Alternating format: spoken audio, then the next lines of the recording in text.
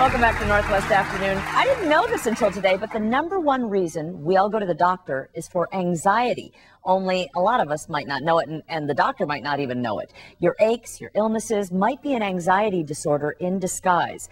If left untreated, excessive anxiety can completely alter or even ruin your life. That's been the case for Annie. She says she couldn't leave the house. She missed friends' weddings. She missed the birth of their babies. And it really destroyed your life for a lot of years. And you didn't even get medical treatment because of your fears and your anxiety. And Rex Briggs knows the toll that anxiety can take as well. For 2 decades, he has dedicated his therapy practice to treating people overcome by anxiety. But that is not all, because while you're treating patients for anxiety disorders, you discover something about yourself. Yeah, I was suffering with anxiety myself. How did you realize that? Well, I was miserable, and a friend of mine suggested maybe I go into therapy. And I thought, wait, I'm a therapist. I'm a therapist. Why would I do that? But the difference that going into therapy made in my life was so profound that that's why I've dedicated the last 20 years to giving people some help in eradicating this. Well, what was happening? What was surfacing in terms of your feelings, or were you feeling sick? Well, all of us have different symptoms. Mine just happened to be my stomach, constant churning and kind of keeping score. Just nervous all the time. My colleagues in the next offices would always ask me to stop shaking my leg, and, right, and I would withdraw from people. So people who do that little knob knee thing that they just keep going and going, is that anxiety? It can be, you know. Yeah, it can be. Were you wolfing down the Maalox and thinking it was just indigestion? Yeah, lots of Maalox, yeah. Did it start to take over in other ways, emotionally? Well, I just didn't feel like I could be. I didn't feel like I was normal. I didn't feel like I was like everybody else, and I kept to myself. And going into therapy was really the first time in my life that I began to talk about me. I started coming out of hiding. I was convinced that I was different, even though I had been raised to believe I was the best thing since sliced bread. And that's really a very interesting part of it. Most of us who suffer with anxiety tend to be firstborns, lastborns, or the good child in the family, the responsible child in the family. Okay, Annie, firstborn? Actually, I'm the baby. Lastborn. Okay, I'm firstborn, and I've had panic attacks. What kinds of ways did it surface for you? The first thing that I noticed is that I won't get things done. I'll panic about an assignment, for instance. At work I would. If it was a big project, if I would put it off, then I wouldn't have enough time to get it done. I would procrastinate. I have a little time left, so then I'd work as hard as I could, but this is the best I could do because I only had that little bit of time. I do that all the time, and it's because, and I feel like, okay, then they'll deal with what I've given them, even though I probably could have done better. Is that because I'm afraid as a perfectionist? We're giving ourselves a way out, yeah. Any of us who suffer with anxiety are perfectionists.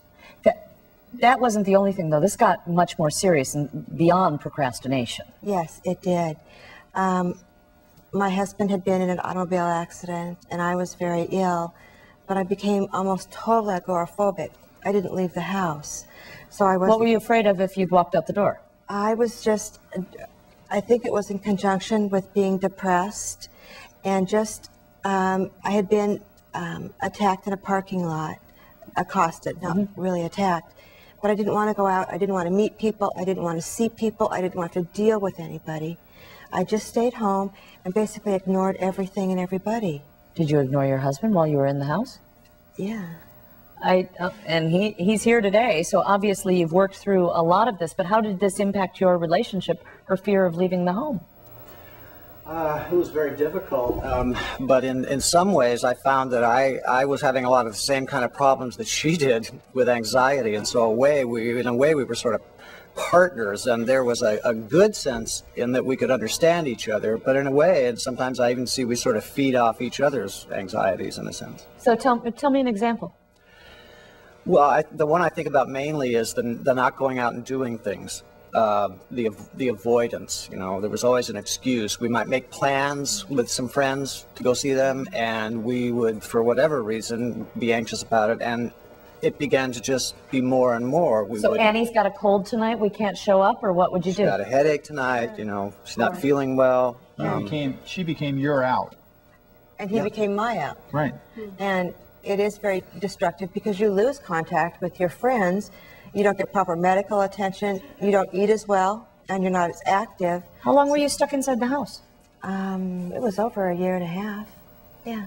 It's a long time to shut yourself away from society. Tony is here, and you know what, Tony? It's a big deal that you're even here, I would say, because for people who suffer from panic and anxiety attacks to come here and be on television, I'd say that's a big effort on your part, wouldn't you? Very big. Tell me how it's impacted you. Mine goes into like a claustrophobic panic attack where I can't wear clothes. I will start getting the heart and everything, and I literally have to just take everything off as much as I can and get outside. Like buck naked, or what are you talking about? I'll get down to like loose shorts. I've got lots of pairs of very loose shorts, you know, and when it really gets bad, it's like you dive into a pair of shorts out on the back deck and you sit there, middle of winter or not. Well, that's what I noticed as you're here today. It's chilly outside. Most of our audience members are dressed like they're going out to a nice meal, and you're here in the shorts and a baggy shirt. Mm-hmm. Why? That's how I have to dress. What if we put on some tight jeans on you? What? You'll have a sunroof. You can't deal. No. How do you go on a job interview? You don't, or you find ways to try and change and slide in without them seeing you. You sit by really cold fans. At least for me, I stay cold. I'm somewhat okay. You know, you end run around everything. But Barbara, this has only been the last 10, 11 years in your husband's life. So he was a pretty normal guy before that. So how did this start to impact your relationship when you noticed this? Well, the first episode was pretty dramatic. He had a head cold and all started talking about how everything felt close in, and all of a sudden he dashed out our front door. It was the middle of winter, and there he is in, t-shirt and, either shorts or jeans or whatever he was wearing. Claustrophobia, even the head cold, made it feel like everything was closing in on you? Mm-hmm. That's what started you shut it. off. I mean, it was like I couldn't hear, I couldn't breathe. Outside was there was nothing there. You know, you're like in a box. Kristen, you're nodding right along with this, aren't you? Mm-hmm. What happened to you?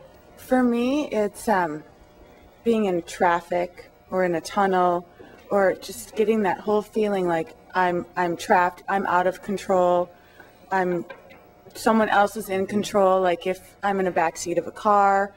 Basically, it's very hard for me to be in the back seat of a car. I want to find out what this does to you physically when you go through a tunnel, because we've got them around here. And exactly. And let's find out what it does to you physically and why this impacts us physically when we come back. Plus, how do you know what's normal worry and what's excessive anxiety? Do you wonder about yourself or somebody you know? Well, 206-421 live right now to ask Rex what's normal and what's not. We'll be right back.